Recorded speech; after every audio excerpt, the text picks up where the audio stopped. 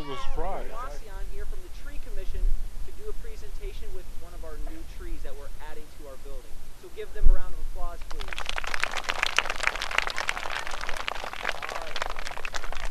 I think maybe you should wait till the end and give yourself a round of applause. But we'll see how that goes. We're going to start off today. We'd like to have you give your attention to Mayor Huner, and she's going to read a proclamation to you of what this day is about. Good afternoon, boys and girls. How are you? Good. Well, I did something really silly today. I was walking around trying to find where you were. You were all very quiet and hiding, and I had a hard time finding you. The one thing I did forget was my reading glasses.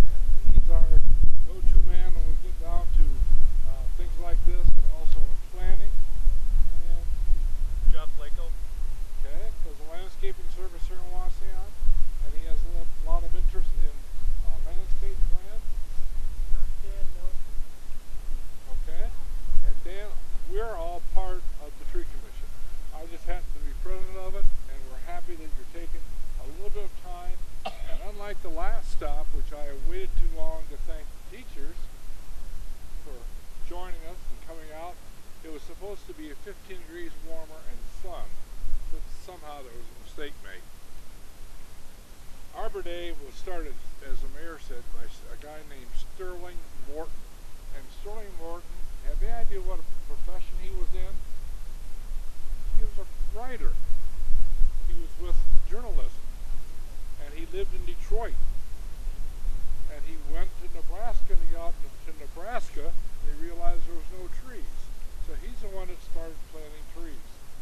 And we're not only discussing shade trees, but he also encouraged people to plant fruit-bearing trees or nut-bearing trees.